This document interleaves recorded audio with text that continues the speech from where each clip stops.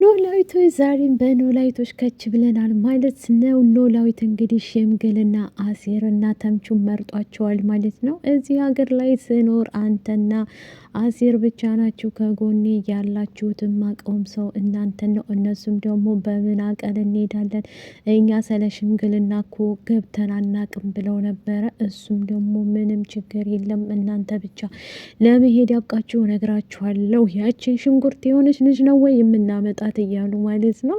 ተምቹና አሴር እንግዲህ ጉልበቱ ላይ ኖላዊት ላይ ወርቀው ይቅርታ ጠይቀው እሱ ቤት ተመልሰዋል ማለት ነው። ከጠፍተውበት ከከረሙበት ቦታ ተመልሰው ወደ ቤት መጥተዋል ማለት ነው። እሱም እያለቀሰ እኔ ምን ብበድላችሁ ነው ትታችሁኝ የሄዳችሁት እያለ ነግሯቸዋል ማለት ነው። በእርግጥ አሴርና ተምቹን በጣም ይወዳቸዋል። ኖላዊት ሀና እንግዲህ ዛሬ ላይ እያለቀሰ ትገኛለች። ኢዛ እየደወለላት ስልክ ማንሳቷን አቁማለች ማለት ነው።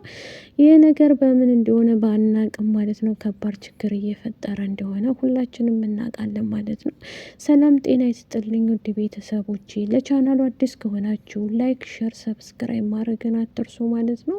ዛሬ ይዘንላችሁ የመጣ ነው እንደተለመደው ኖላዊት ነው ሜሮንን ማናሳሰራት ሜሮን መታሰሯን እንግዲህ በማስመልከት በስተመጨረሻ እሷ እስር ቤት እንዳትገባ በጣም ትፈልግና ትጓጓ ነበር ማለት ነው።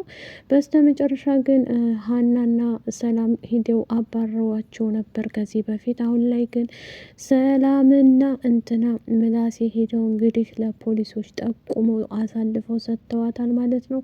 እሷም ለምን ታልፌ እሰጣለሁ፣ በፍጹም እውነትን ብትናገሪ ይሄ ሁሉ ጉድ አይፈላብሽም ነበር ማለት ነው። እውነትም ተናገርሽ አልተናገርሽ ሲጀመር የባዩሽ ተባባሪ ነሽ ወይም ደግሞ ገዳይ ነሽ ተብለሽ እዛው እንደምትታሰሪ ታውቆ ነበር ማለት ነው። በነገራችን ላይ ሜሮን ከዚህ በፊት ከባዩሽ ጋር ታስራም ስለነበረ ነው አሁን ያንን በማስመልከት ወደ እስር ቤት ልትገባ የቻለችው። ሁሉ ነገር እስከሚጠራ ድረስ ወይትም ንቃቲም ብለው እንግዲህ ጠምደው ይዘዋታል ማለት ነው። ውድ ቤተሰቦቼ በጣም ያሳዝናል ማለት ነው። ሀና እንግዲህ ከቀልብሽ ብትሆኝ እንመክርሻለን ከቀልብሽ ሆኝ ብለን ማለት ነው። ሀና ከቀልቧ እየሆነች አይደለም ውድ ፋሚሊዎቼ ማለት ነው። ከአሴርም ከኤዛም እንደዚሁም ደግሞ ከኤላም ጋር ያለችው ቀልቧ ማለት ነው። ምክንያቱም ከሶስት ወዶ የሚሆን ነገር የለም። አንዱን ምረጭና እኛም ልባችን ረጋ ይበል ማለት ነው።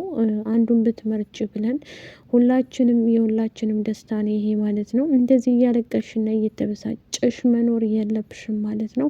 በነገራችን ላይ ሀና ስትጣሊና ስትበሳጭ ነው ወደዚህ ቤት እምትመጪው ብሎ ኖላዊት ተቆጥቷታል ማለት ነው።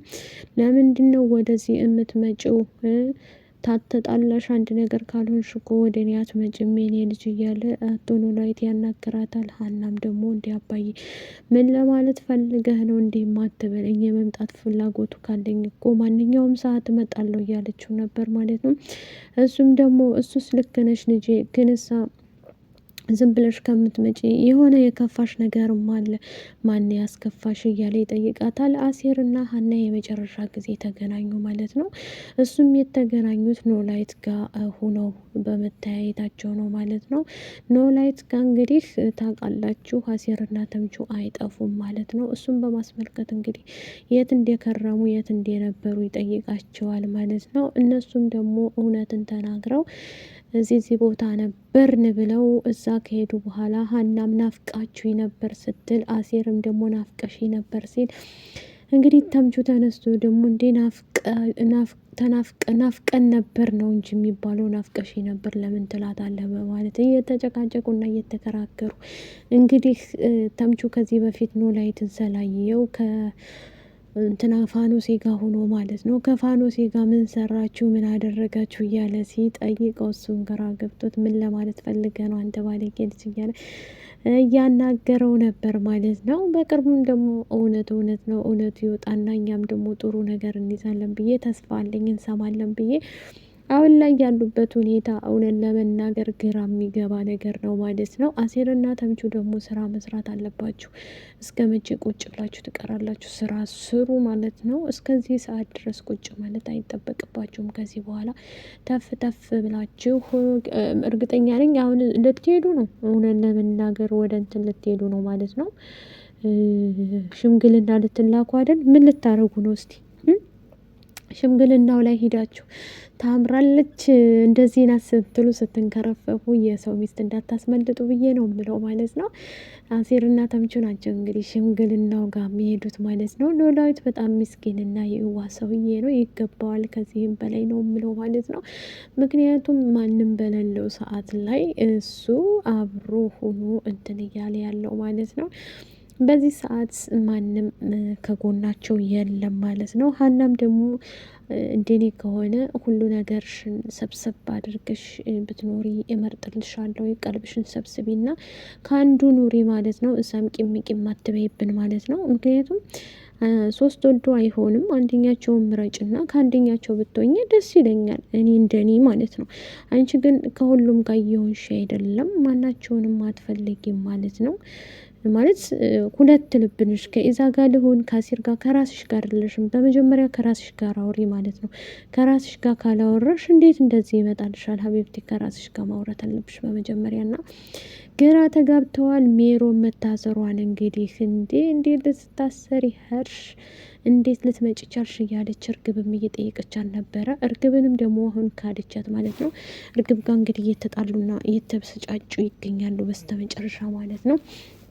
ምክንያቱም አንቺ ነሽ እንዲያደረግሽው፣ አንቺ ነሽ እንዲያደረግሽው ምን አባባላቸው እንዴ?